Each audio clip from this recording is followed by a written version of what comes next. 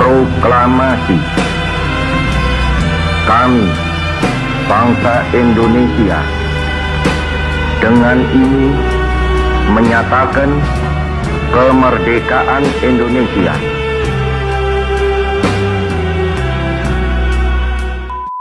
Halo semuanya!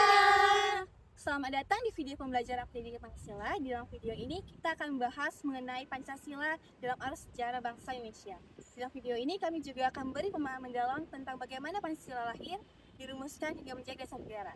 Yuk kita bahas! Yuk!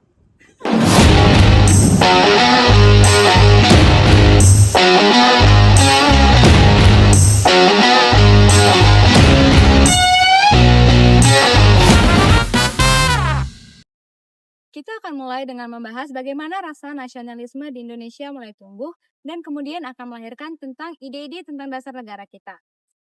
Rasa nasionalis kebangsaan kita diawali dengan lahirnya Indische Vereniging pada tahun 1908 dan kemudian berubah menjadi Indonesische Vereniging pada tahun 1922 dan berubah menjadi Perhimpunan Indonesia pada tahun 1925.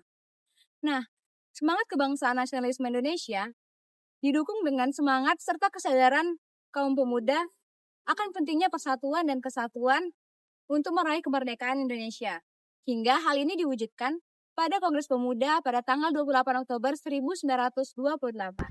Saat Indonesia masih di bawah pendudukan Jepang, dibentuklah BPUPKI pada tanggal 29 April 1945 yang diketuai oleh Dr. Haji Manwedudiningrat dengan Ketua Muda Raden Panji Suroso dan Ichiban Ase perwakilan dari Jepang. Disinilah para tokoh bangsa mengusulkan filsafat Pancasila sebagai dasar negara dalam sidang BPUPKI. Dalam sidang tersebut, Mr. Muhammad Atta, Insinyur Soekarno, Mr. Supomo. Pada 1 Juni 1945, Insinyur Soekarno merumuskan 5 sila, yaitu nasionalisme atau kebangsaan Indonesia, internasionalisme atau perikemanusiaan, mufakat atau demokrasi, kesejahteraan sosial, serta ketuhanan dan kebudayaan. Secara ringkas, rumusan ini dibentuk menjadi tersila, yaitu sosio, nasionalisme, sosiodemokrasi, serta ketuhanan yang Maha Esa.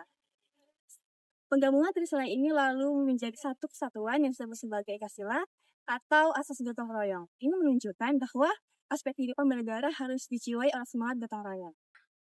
Setelah itu, dibentuk juga panitia kecil yang diketuai oleh Insinyur Soekarno, yang bertujuan untuk mengumpulkan usulan dasar negara yang beranggotakan Kiai Haji Wahid Hasyim, Kiai Haji Bagus Hadikusumo, Muhammad Hatta, Muhammad Yamin, Sutarjo, Oto Iskandar Dinata, dan A.A. Maramis. Hasilnya kemudian berkembang menjadi naskah awal pembukaan dasar hukum atau yang sekarang disebut dengan Piagam Jakarta yang disetujui pada sidang BPUPKI tanggal 10-16 Juli 1945. Pada tanggal 6 dan 9 Agustus tahun 1945, Amerika Serikat telah menjatuhkan bom atom di negara Jepang, tepatnya di kota Hiroshima dan Nagasaki.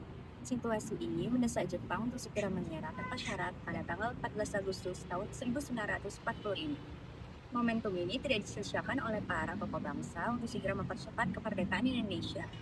Namun, hal ini malah menimbulkan kesalahpahaman antara kelompok muda dan kelompok tua, sehingga terjadilah penculikan atas diri Insinyur Soekarno dan Muhammad Hatta ke Rengasdengklok. Dari kejadian ini, dicetuskan pula Hari Kemerdekaan Indonesia pada tanggal 17 Agustus tahun 1945 dengan teks proklamasi yang telah dipersiapkan oleh Insinyur Soekarno dan Muhammad Hatta.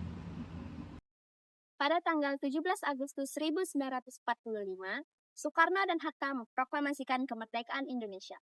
Bersamaan dengan itu, Pancasila resmi menjadi dasar bangsa Indonesia. Adapun alasan diperlakukannya Pancasila sebagai dasar bangsa Indonesia, yakni Pancasila sebagai identitas diri bangsa Indonesia, Pancasila sebagai jiwa bangsa Indonesia, Pancasila sebagai pandangan hidup bangsa Indonesia, Pancasila sebagai dasar bangsa Indonesia, serta Pancasila sebagai perjanjian luhur bangsa Indonesia. Hingga saat ini dan seterusnya, Pancasila selalu menjadi dasar bangsa Indonesia. Pancasila tidak hadir begitu saja. Nilai di dalamnya sudah ada dalam agama, kebudayaan, serta adat istiadat dari zaman kerajaan. Praktik gotong royong serta nilai kebersamaan juga menjadi bagian dari sosiologi masyarakat Indonesia. Secara politik, Pancasila menggali kearifan lokal, pengalaman bangsa, serta interaksi dengan bangsa lain sebagai dasar politik negara. Namun tidak dapat dipungkiri bahwa tantangan Pancasila dalam kehidupan berbangsa dan bernegara tetap ada. Nilai-nilai Pancasila kadang sering disalahgunakan, misalnya untuk kepentingan politik tertentu.